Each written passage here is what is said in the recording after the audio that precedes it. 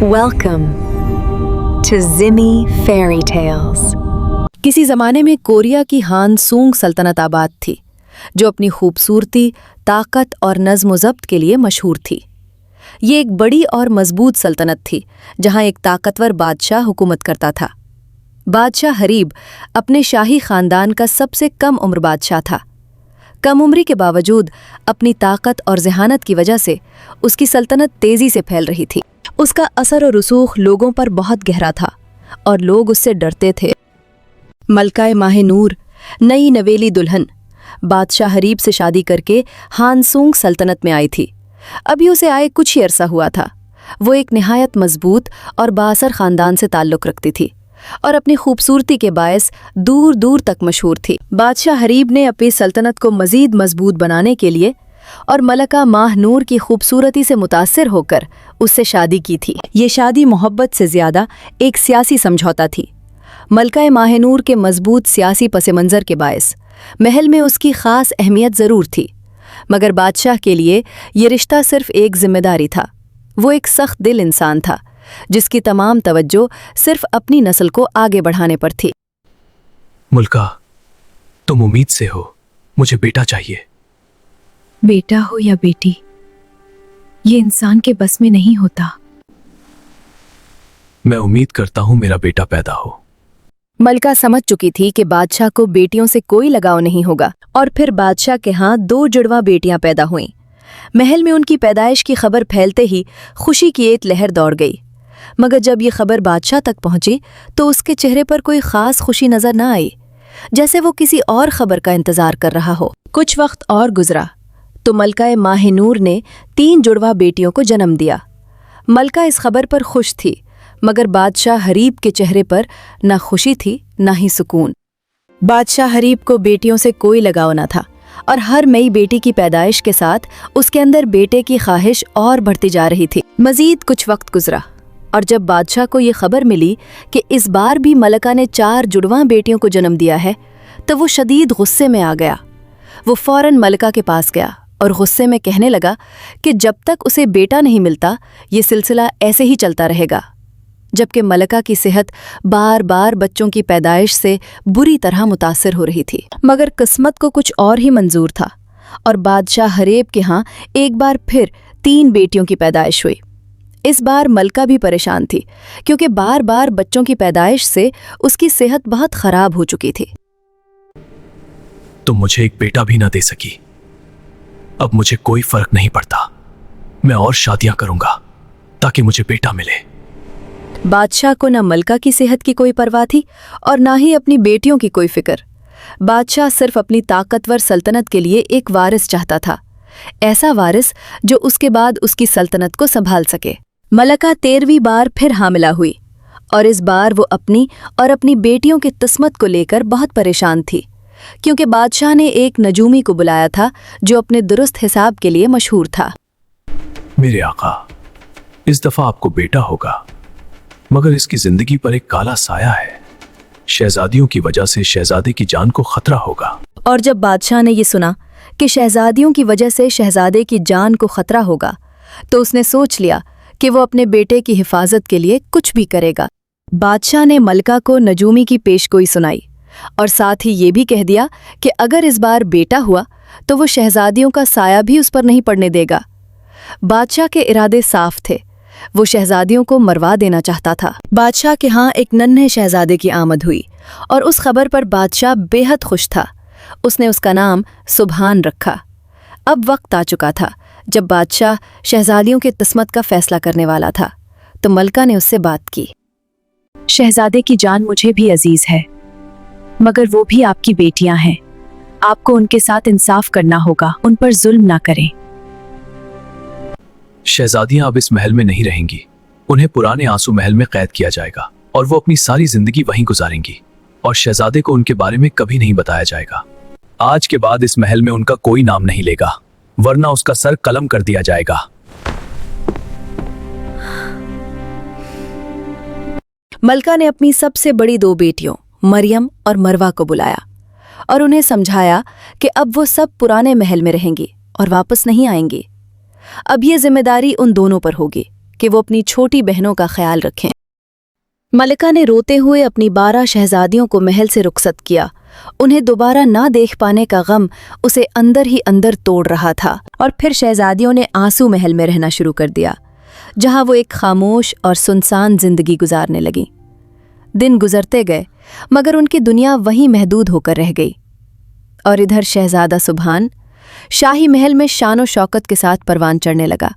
ہر آسائش اس کے قدموں میں تھی۔ سال پر سال گزرتے گئے، 12 شہزادیاں آنسو محل میں قید رہیں، اور یوں دیکھتے ہی دیکھتے 17 سال گزر گئے۔ 12 شہزادیاں اب بڑی ہو چکی تھیں، اور ہر شہزادی ایک سے بڑھ کر ایک حسین تھی۔ ہر ایک کو قدرت نے کوئی نہ کوئی خاص خوبی عطا کی تھی جو اسے باقی سب سے منفرد بناتی تھی۔ آنسو محل کے پیچھے ایک گھنا جنگل تھا جسے نہایت خطرناک سمجھا جاتا تھا، اور وہاں جانا منع تھا، مگر شہزادیاں تنہائی سے تنگ آ کر اکثر وہاں چلی جایا کرتی تھیں۔ کہنے کو تو 12 شہزادیاں ایک ہی ماں سے پیدا ہوئی تھیں، مگر ہر ایک میں ایسی خاص خوبی تھی جو اسے باقی سب سے مختلف بناتی تھی۔ شہزادی حسنہ کی یہ انوکھی خوبی تھی کہ وہ پرندوں سے بات کر سکتی تھی۔ جنگل کے پرندے اس کے گرد جمع ہو جاتے اور جیسے اس کی ہر بات سمجھ لیتے، اور شہزادی حدیثہ کو جانوروں کی زبان سمجھ آتی تھی۔ وہ جنگل کے ہر جانور سے ایسے بات کرتی جیسے وہ اس کے اپنے ہوں۔ اسی طرح شہزادی مروہ راستے پہچان لیتی تھی۔ وہ کسی بھی اجنبی جگہ پر چلتی تو اسے فوراً معلوم ہو جاتا کہ کون سا راستہ کہاں جاتا ہے، اور شہزادی کوثر آنکھیں بند کر کے آنے والے خطرات کو محسوس کر لیتی تھی، جیسے اسے پہلے ہی اندازہ ہو جاتا ہو کہ آگے کیا ہونے والا ہے۔ شہزادی زلیخا کو سچے خواب آتے تھے، اس کے بھی غلط ثابت نہیں ہوتے تھے، بلکہ وہ آنے والے وقت کی جھلک دکھاتے تھے۔ اور شہزادی بلقیس جب اپنی سریلی آواز میں گاتی تو آسمان کا رنگ بدلنے لگتا اور کچھ ہی لمحوں میں بارش برسنے لگتی، جبکہ شہزادی انیسا کے رقص میں ایک عجیب سی طاقت تھی۔ وہ جیسے ہی رقص شروع کرتی، ہوا تیز ہو جاتی اور فضا اس کے ساتھ جھومنے لگتی تھی، گویا ہر شہزادی اپنے اندر ایک جادو سموئے ہوئے تھی۔ وہ محل میں تو قید رہتی تھی، مگر انہی انوکھی صلاحیتوں نے انہیں سب سے الگ اور خاص بنا دیا تھا۔ اور ادھر شہزادہ سبحان، جو اب ایک نہایت خوبصورت اور بہادر نوجوان بن چکا تھا، پوری سلطنت کی شان سمجھا جاتا تھا۔ اس کی بہادری کے چرچے دور دور تک پھیلے ہوئے تھے، اور ہر کوئی اسے مستقبل کا عظیم بادشاہ مانتا تھا۔ ایک دن جب بادشاہ محل سے دور گیا ہوا تھا تو ملکہ نے اپنی بیٹیوں کے کپڑے نکالے اور انہیں یاد کر کے بے حد روئی۔ وہ خاموشی سے بیٹھی آنسو بہا رہی تھی کہ اچانک شہزادہ سبحان کی نظر اپنی ماں پر پڑی، جو اس حال میں پہلے کبھی نظر نہیں آئی تھی۔ شہزادہ پریشان ہو گیا اور فوراً اپنی ماں کے پاس جانے کے لیے بڑھا۔ ماں، آپ کیوں رو رہی ہیں؟ اور یہ قمیضیں کس کی ہیں؟ بیٹا کچھ نہیں، یہ بس میرے بچپن کے کپڑے ہیں۔ ماں، آپ کچھ چھپا رہی ہیں۔ آپ کو میرے سر کی قسم سچ بتائیں۔ بیٹا یہ تمہاری بہنوں کے کپڑے ہیں۔ ملکہ ماہ نور نے شہزادے کو سب سچ بتا دیا کہ کیسے ایک پیشگوئی کی وجہ سے شہزادیاں آنسو محل میں قید ہو کر زندگی گزار رہی ہیں۔ آپ پریشان نہ ہو ماں، میں اپنی بہنوں کو واپس لے آؤں گا اور بابا کچھ نہیں کر سکیں گے۔ بادشاہ کے واپس آنے سے پہلے ہی شہزادہ سبحان خاموشی سے محل سے نکل گیا اور سیدھا آنسو محل کی طرف روانہ ہو گیا۔ ادھر شہزادی زلیخا نے ایک عجیب خواب دیکھا کہ شہزادہ آنسو محل کے صحن میں بے ہوش پڑا ہے۔ جب اس نے یہ خواب اپنی بہنوں کو بتایا تو سب نے اسے سمجھایا کہ یہ ممکن ہی نہیں کہ شہزادہ یہاں تک پہنچ سکے۔ شہزادہ سبحان طویل سفر کے بعد آنسو محل پہنچا تو رات کا وقت تھا۔ وہ اپنی بہنوں کو دیکھنے کے لیے خاموشی سے محل کے اندر جانے لگا۔ اتنے میں ایک سانپ پیچھے سے آیا اور شہزادے کو کاٹ کر فوراً وہاں سے نکل گیا۔ شہزادہ درد کی شدت سے تڑپتا ہوا زمین پر گر گیا۔ شہزادے کی چیخ سن کر سب شہزادیاں گھبرا کر تیزی سے باہر آ گئیں۔ انہوں نے دیکھا کہ شہزادہ صحن میں بے ہوش پڑا ہے تو ان کے چہروں پر خوف اور پریشانی پھیل گئی۔ اس کے جسم پر سانپ کے ڈسنے کا نشان واضح تھا، مگر کوئی بھی یہ نہیں سمجھ پا رہا تھا کہ اب کیا کیا جائے۔ جب بادشاہ حریب واپس آیا اور اسے یہ خبر ملی کہ شہزادہ آنسو محل جا چکا ہے تو وہ شدید غصے میں آ گیا اور بغیر ایک لمحہ ضائع کیے وہ خود بھی آنسو محل کی طرف روانہ ہو گیا۔ جب بادشاہ آنسو محل پہنچا اور اس نے شہزادے کو دیکھا کہ اسے سانپ نے ڈس لیا ہے تو وہ اور غصے میں آ گیا۔ اسے یقین ہو گیا کہ پیشگوئی سچ ثابت ہو گئی ہے۔ دیکھ لیا اپنی منحوس بیٹیوں کو، انہی کی وجہ سے آج میرا بیٹا اس حالت میں ہے، میں انہیں زندہ نہیں چھوڑوں گا۔ بابا، میری بہنوں کو معاف کر دیں، ان کی کوئی غلطی نہیں ہے۔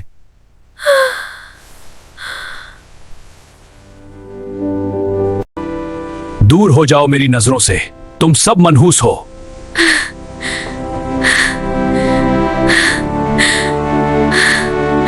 حکیموں نے ہر ممکن کوشش کر کے دیکھ لی، مگر زہر تیزی سے پھیلتا جا رہا تھا اور شہزادے کی حالت سنبھلنے کا نام ہی نہیں لے رہی تھی۔ کسی کو سمجھ نہیں آ رہا تھا کہ اب اس کا کیا علاج کیا جائے۔ ادھر شہزادیاں غم میں ڈوبی ہوئی تھیں کہ ان کا اکلوتا بھائی انہی کی وجہ سے موت کے قریب تھا۔ اسی بے بسی کے عالم میں شہزادی زلیخا کو ایک خواب نظر آیا۔ شہزادی زلیخا نے اپنی بہنوں کو بتایا کہ انہیں سانپوں کی سلطنت جانا ہوگا اور اس سانپ کو مارنا ہوگا جس نے شہزادے کو ڈسا ہے، تبھی شہزادہ ٹھیک ہو سکتا ہے۔ شہزادیوں نے اپنے بھائی سبحان سے وعدہ کیا کہ چاہے ان کی جان ہی کیوں نہ چلی جائے، وہ اس کی جان ضرور بچائیں گی۔ اسی وعدے کے ساتھ وہ سفر پر روانہ ہو گئیں۔ وہ محل کے پیچھے سے جنگل کے گمنام راستوں پر چل رہی تھیں۔ انہیں معلوم تھا کہ سانپ یہیں سے آیا تھا اور سانپوں کی سلطنت کا راستہ بھی اسی طرف جاتا ہے۔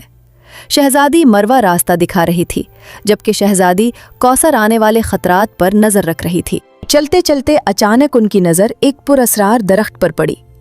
وہ سب وہاں رک گئیں۔ شہزادی مروہ کو اب راستہ سمجھ نہیں آ رہا تھا۔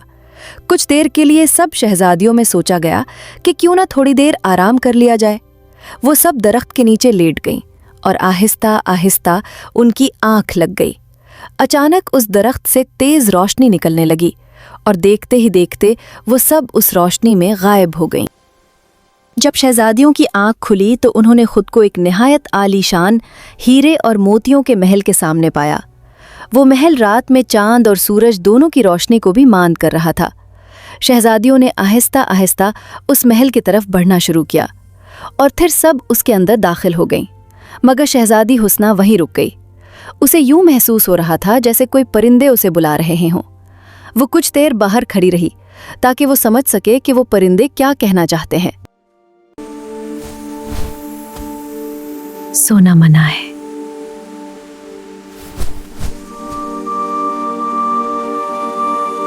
الو کی بات سن کر شہزادی حسنہ فوراً تیزی سے محل کے اندر چلی گئی تاکہ وہ اپنی بہنوں کو بتا سکے کہ الو نے کیا کہا تھا اور یہاں کچھ ٹھیک نہیں ہے۔ محل بے حد خوبصورت تھا، ہر چیز موتیوں اور ہیروں سے بنی ہوئی تھی۔ ایک بڑی میز طرح طرح کے کھانوں سے بھری ہوئی تھی جو ہیروں اور موتیوں کے برتنوں میں سجے ہوئے تھے، اور اس کے گرد قیمتی کرسٹل سے بنی ہوئی کرسیاں رکھی ہوئی تھیں۔ شہزادیاں اس پراسرار محل کو دیکھ کر حیران تھیں۔ شدید بھوک ہونے کے باوجود انہوں نے شہزادی حسنہ کے کہنے پر کھانا نہیں کھایا۔ اب تو محل سے باہر نکلنے کا راستہ بھی غائب ہو چکا تھا۔ شہزادی کوثر کو اس جگہ کے بارے میں کچھ غلط محسوس ہو رہا تھا، اور پھر دیکھتے ہی دیکھتے سب شہزادیوں کو نیند آنے لگی، جیسے ان پر کوئی جادو ہو رہا ہو۔ تبھی شہزادی حسنہ کو الو کی بات یاد آئی کہ سونا منع ہے۔ اس نے فوراً باقی شہزادیوں کو کہا کہ جاگتی رہیں۔ شہزادی تنزیلہ، جس کی خاص خوبی اس کی سحر انگیز آواز تھی، جب وہ کہانی سناتی تو سننے والا بس سنتا ہی رہ جاتا۔ اس نے شہزادیوں کو جگائے رکھنے کے لیے انہیں کہانی سنانا شروع کر دی۔ شہزادی تنزیلہ کہانی سناتی رہی اور سنتے سنتے صبح ہو گئی۔ جیسے ہی صبح ہوئی، محل سے اچانک ایک تیز روشنی پھوٹی اور دیکھتے ہی دیکھتے سب شہزادیاں اس روشنی میں غائب ہو گئیں۔ 12 شہزادیوں نے خود کو ایک ایسی جگہ پایا جو چھپکلیوں سے بھری ہوئی تھی۔ انہیں سمجھ آ گیا کہ وہ محل ایک دھوکہ تھا۔ اگر وہ سو جاتیں تو ہمیشہ کے لیے اسی محل میں قید ہو جاتیں۔ اتنی زیادہ چھپکلیاں دیکھ کر شہزادیاں ڈر گئیں اور ایک دوسرے سے الگ ہو گئیں۔ پھر شہزادی حدیثہ نے آگے بڑھ کر ایک چھپکلی سے بات کی۔ تب انہیں معلوم ہوا کہ یہ چھپکلیوں کی سلطنت شروع ہونے والی ہے اور انہیں اپنا راستہ بدل لینا چاہیے، کیونکہ آگے بہت زہریلی چھپکلیاں موجود ہیں۔ یہ سن کر شہزادی حدیثہ نے شہزادی بلقیس سے کہا کہ وہ گانا گائے تاکہ بارش ہو جائے۔ जैसे ही शहजादी बिल्कीस ने गाना शुरू किया, बारिश होने लगी और तमाम छिपकलियां बारिश से बचने के लिए तेजी से छुपने लगीं। फिर शहजादियों ने अपना रास्ता बदलते हुए अपना सफ़र जारी रखा, क्योंकि अब उनकी मंजिल करीब थी। छिपकलियों की सल्तनत से उन्हें अंदाज़ा हो गया था कि अब सांपों की सल्तनत आने वाली है। चलते चलते जादुई जंगल में शहजादी अरीबा, जो दुनिया की हर जड़ी बूटी की खूबी जानती थी, और शहजादी अलीज़ा, जिसे जड़ी बूटियों से मरहम बनाने का हुनर आता था, उन्होंने कुछ ख़ास जड़ी बूटियाँ तोड़कर अपने पास रख लीं, क्योंकि वो जड़ी बूटियाँ दुनिया में सिर्फ वहीं पाई जाती थीं। सफ़र जारी रखते हुए वो आखिरकार सांपों की दुनिया तक पहुँच गईं। वो सब दरवाजे पर खड़ी इस अजीबो-गरीब जगह को हैरत से देखती रहीं, फिर जल्दी से अंदर दाखिल हो गईं, क्योंकि शहजादी जुलेखा के ख्वाब के मुताबिक अब उनके पास वक्त बहुत कम था। सांपों की दुनिया निहायत पुरअसरार और हर तरफ सांपों से भरी हुई थी। दुनिया भर की हर नस्ल के सांप वहाँ मौजूद थे। उन सांपों ने शहजादियों को घेर लिया, जिससे शहजादियाँ खौफज़दा हो गईं। लेकिन इसी लम्हे शहजादी हदीसा आगे बढ़ी और सांपों से बात करते हुए कहा कि वो सांपों के राजा से मिलना चाहती हैं और इंसाफ के लिए आई हैं। ये सुनते ही सांपों ने उन्हें कोई नुकसान न पहुंचाया और रास्ता देते हुए आगे बढ़ने दिया। शहजादियां आहिस्ता आहिस्ता आगे बढ़ती रहीं और सामने सांपों का राजा अपने खौफनाक तख्त पर इंतहाई हैबतनाक अंदाज में बैठा हुआ था। वो मंजर बेहद हैबतनाक था। पहाड़ के बराबर जिसामत वाला एक देविकल सांप अपनी फुनकार से फजा को लर्जा रहा था। सांप राजा ने गरजती हुई आवाज में उनसे आने की वजह पूछी। तुम सब यहाँ क्यों आई हो? क्या तुम्हें अपनी जान प्यारी नहीं? मुझसे क्या काम है तुम्हें? इतने में शहजादी हदीसा आगे बढ़ी ताकि वो सांपों के राजा को जवाब दे सके कि वो सब यहाँ क्यों आई हैं। हमें इंसाफ चाहिए। आपकी सल्तनत के एक सांप ने हमारे भाई को काटा है। इसकी जान बचाने के लिए हमें इस सांप की जान चाहिए। और मैं तुम्हारी बात क्यों मानूं? अपना एक सांप क्यों मार दूं? क्योंकि सांपों के बारे में ये माना जाता है कि वो उसूलों पर कायम होते हैं और इंसाफ पसंद होते हैं।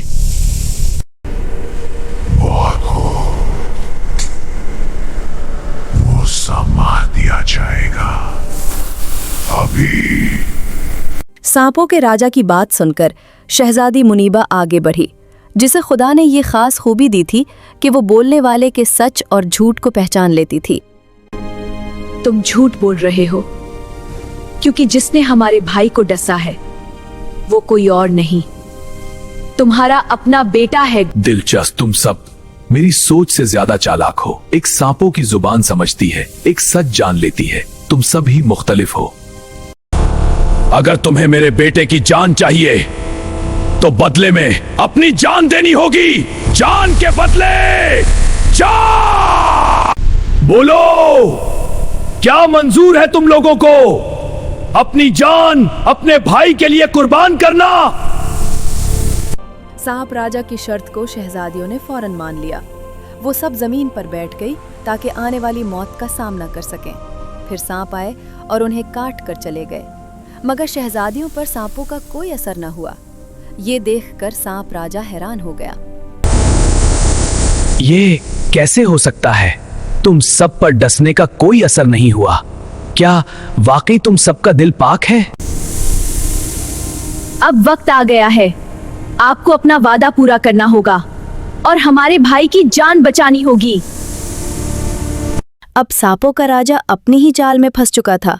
वो शहजादियों को मारना चाहता था और अपने बेटे को जिंदा रखना चाहता था, लेकिन अब उसे अपनी कसम पूरी करनी पड़ी और उस सांप को मार दिया गया। शहजादियां सांपों की सल्तनत से बाहर निकल आईं और वापसी के लिए चलने लगीं। जंगल के बीच पहुंचकर शहजादी हुस्ना ने एक चिड़िया को पकड़ा और उससे कुछ कहा। चिड़िया फौरन उड़ गई। कुछ ही देर बाद आसमान से बड़े बड़े उकाब आने लगे और एक एक करके वो सब शहजादियों को अपने साथ उड़ाकर ले गए। अब शहजादियां हवा में आसमान की बुलंदियों की तरफ उड़ती चली जा रही थीं। उधर शहजादा सुभान को होश आ चुका था और मलका महनूर अपने बेटे को सेहतमंद देखकर बेहद खुश थी। लेकिन दूसरी तरफ बादशाह हरीब अपने बेटे के गम में इस कदर टूट चुका था कि बिस्तर से ही लग गया था। उसे एक ऐसी बीमारी ने घेर लिया था जिसका इलाज बड़े बड़े हकीम भी ना कर पा रहे थे। जब शहजादियां वापस आईं तो अपने भाई को सलामत देखकर वो फौरन उससे लिपट गईं और सब मिलकर बहुत देर तक रोती रहीं। ये खुशी के आंसू थे जो उनके दिलों का बोझ हल्का कर रहे थे। फिर शहजादी अरीबा और शहजादी अलीज़ा ने अपनी जादुई जड़ी बूटियों से बादशाह का इलाज शुरू किया। आहिस्ता आहिस्ता बादशाह की हालत बेहतर होने लगी और कुछ ही वक्त में वो मुकम्मल तौर पर सेहतयाब हो गया। बादशाह को अपनी गलती का एहसास हो चुका था। वो समझ गया था कि वो जिसे मुसीबत समझ रहा था वो दरअसल उसके लिए रहमत थी। वो अपनी बेटियों के पास गया, उनसे माफ़ी मांगी और उन्हें गले से लगा लिया। हम भाई बहनों की कहानी कैसी लगी कमेंट्स में जरूर बताएं। और जिमी फेरी टेल्स को सब्सक्राइब करना मत भूलें।